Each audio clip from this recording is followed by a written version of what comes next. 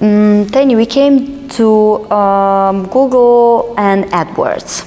Can you explain it simply for us? All right. Simplify it. Yes, please. Okay. AdWords are the sponsored ads, all right? And Google does not make the price. This is where a lot of people go, oh, Google advertising is expensive. It's not expensive, okay? What they do is they allow the market to determine its own price. So let's say there's plumbing in Canberra. Google basically says, all right, you guys put your bid in. It's like an auction.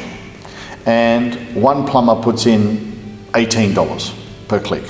Another plumber puts in $19 a click. And then you've got 6 or 7 plumbers. One of them has $21 per click. So Google says, okay, you can be first.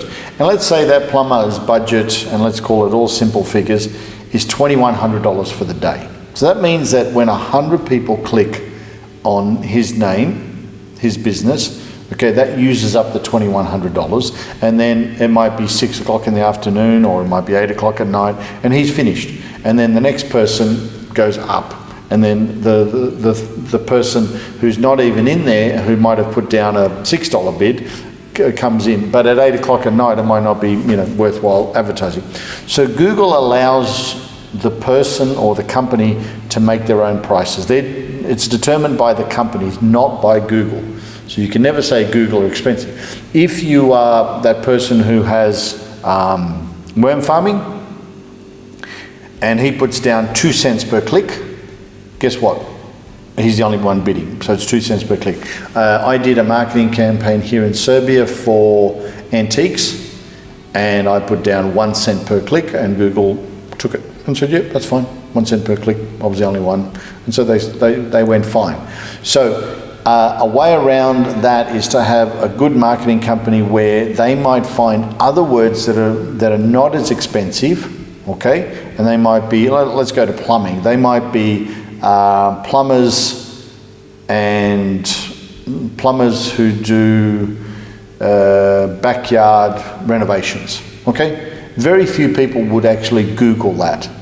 And so what would happen there is you would actually get it for maybe 20 cents per click. And if there's enough of those, that can make you a good income, because you're getting people to ring. So they might ring you over that and say, oh, by the way, we need some plumbing done in the house, or we need the boiler changed, or we need this and that and the other. So there's ways around it by using smart marketing to get more clicks at a cheaper price. Now, for instance, the dearest one is life insurance, which is $63 per click.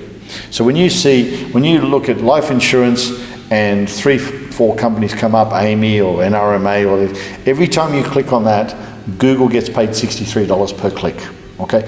Now, the second part of Google is what's called SEO, okay?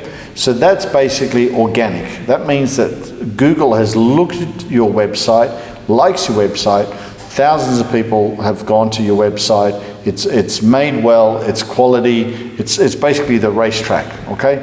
And other sites have looked at it and commented on that site. Basically, if you're a travel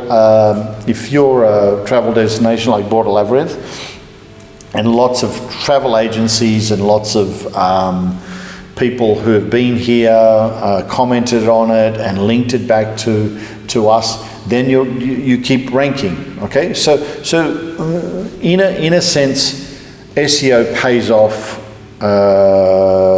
in the long term. In the short term, if you're starting off, you really need to look at Google Ads and how you can maximize having a good marketing campaign and a marketing manager to look after your Google Ads, so that you're not paying the highest level, and finding some way, the most economical way of getting the phone to ring. That's what I call it. So, sometimes we need some finance to push something, but it's all about creativity, right? Yeah. I mean, we do need, for Google Ads, you do need finance, but you do need somebody who knows business as well, who knows, okay, how do we get around? It's not necessarily getting around it. It's basically finding other alternatives that we're going to get value for money. I mean, it is difficult when, it's let's call it $20 a click for a plumber. I mean, they might click on your site, but that doesn't necessarily mean they're going to call you as well.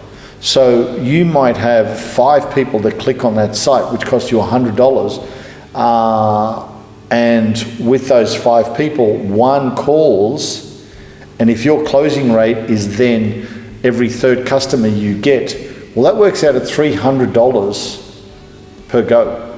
Where if let's say you find something else that you can do for $1 a click, and you get 50 clicks, but out of those 50 you've ended up getting 5 customers, those customers have only cost you $10 each to get. So yeah, so it's not necessarily tricky, it's just common sense, but you have to be patient, and you have to understand, you know, what the market is. You know, if it's a straight out, you know, electrical repair, bang, bang, bang, bang, bang, okay, then everybody's competing for the same thing, okay? It's like, let's call it pizzas. I mean, sometimes you'll find with pizzas it might be $5 per click. Unless you've got something specific that somebody's going to look for, and I'm not saying vegetarian pizza because everybody's added to that word, but it might be some sort of, you know, Peruvian pizza, okay? Peruvian pizza that somebody looks for might only cost you a few cents, no? But all of a sudden you've got people coming to your site, and you've got people coming to your shop. So it is creativity to work out how to get it done cheaper. Still have the quality, you know, still have the site, still have all the other bits and pieces. But yeah, it is. I mean, the campaigns we run literally run into cents. But yeah, we are in Serbia, so it's a little bit different. But I don't think we've spent more than 4 to 5 cents per click.